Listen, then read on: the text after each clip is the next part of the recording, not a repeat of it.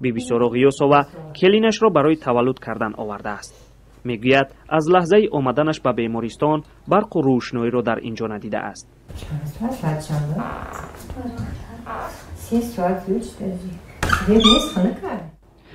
маълум нест дар ҳолати таваллуд кардани зан ё ба таври фавқулода бад шудани вазъи ягон бемор табибони бебарқ чӣ кор хоҳанд кард? ман воқеан ин девонаода ин маризода ман ҳарф надорам.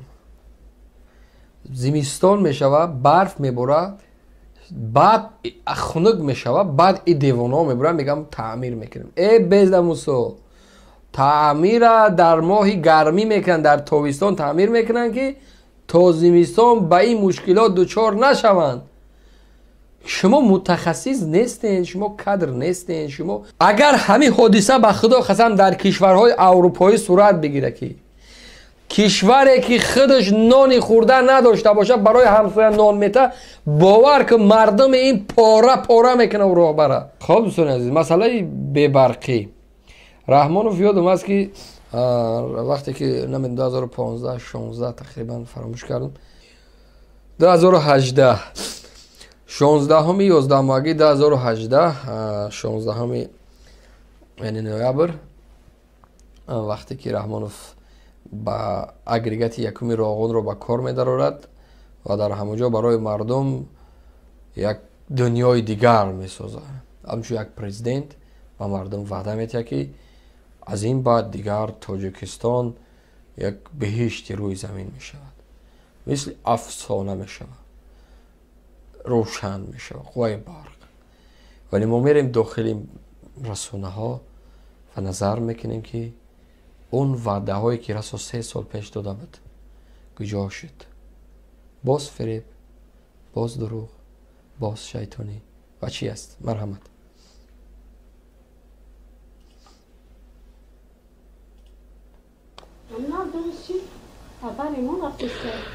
ду рӯз ба ин тараф қувваи барқ дар бемористони рақами 4 ҷамоати худоё Раҷабови ноҳияи Босе хомӯш карда мешавад.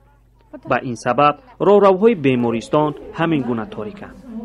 беморон мегӯянд талош мекунанд ки пеш аз рафтани барқ худро ба палатаҳои сарди бемористон расонанд. биби сӯроғиёсова келинашро барои таваллуд кардан овардааст.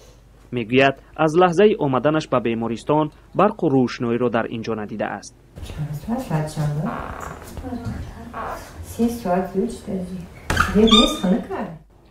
маълум нест дар ҳолати таваллуд кардани зан ё ба таври фавқулода бад шудани вазъи ягон бемор табибони бебарқ чӣ кор хоҳанд кард?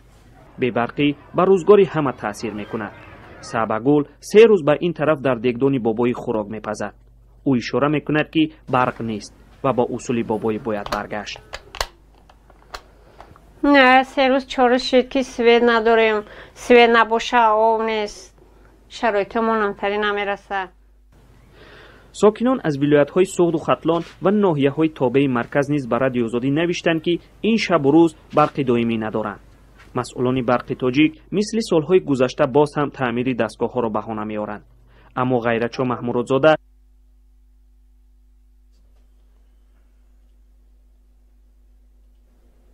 таъмири дастгоҳҳоро баҳона меоранд. бубинин, ман воқеан ин девонаода ин маризода ман ҳарф надорам. зимистон мешавад, барф меборад, баъд хунук мешавад, баъд ин девонаҳо меборад, мегам таъмир мекунем. безда мусо таъмира дар моҳи гармӣ мекунанд, дар тобистон таъмир мекунанд ки то зимистон ба ин мушкилот дучор нашаванд. шумо мутахассис нестен, шумо кадр нестен. шумо балёзи худо шумо ягон масъулият дорен. чӣ гуна шумо мебуроед дар як расона мегӯед ки ба хотири таъмир? мардакои хуб, шумо маош мегиред аз буҷаи кишвар, барои шумо пул ҷудо мешавад. ин гапҳо маълум аст ки дурӯғ аст. ин гапҳо маълум аст ки дурӯғ аст, ошкор дурӯғ аст. раҳмонов ба афғонистон қувваи барқ дора мефурӯшад. афғонистон ба ҳукумати ҷадиди толибон ки толибе ки то имрӯз мебурой мегӯй ҳукумати ҳамашмул мехоҳем, охи ту даъво мекунӣ барои инҳо пул додаисти, свет додаисти ку? чӣ хел ки охир در حالتی که مردم داخل خودت بدون قوه برق است، تو میبروی به خارج قوه برق میتی. آخی بر پدر او سیاستمدار لعنت که همین ایده در سرش است.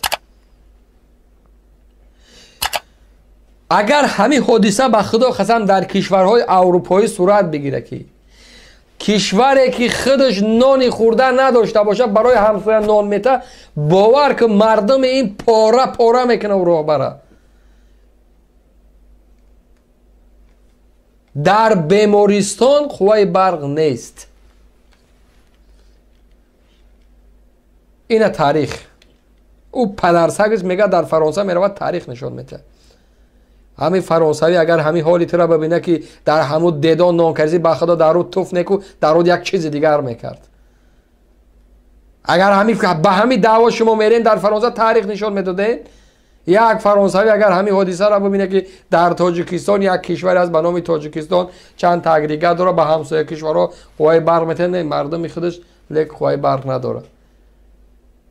روی شما برای سیاست مدارها سیاه میگه، روی شما برای راهبرا سیاه. خدا قسم این حادثه را بین. اما غیرتچو محمودزاده سردار شبکه‌های برق منطقه کلاب به نشریه پی گفته است که با دستور برق تاجیک لیمیت جاری شده است. مرحمت.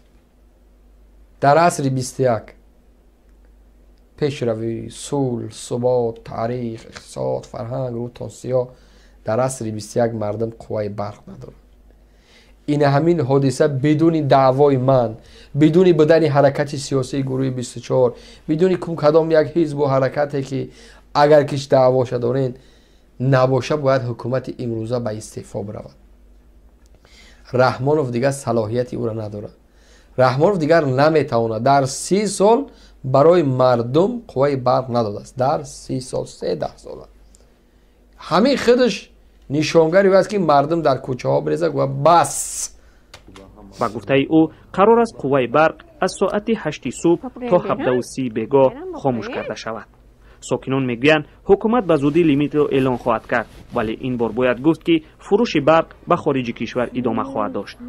محمود جان رحمتزاده، آزادی، ناحیه. خب گرفتین این از رادیوی آزادی بود که این مطلب منوار گرفتن.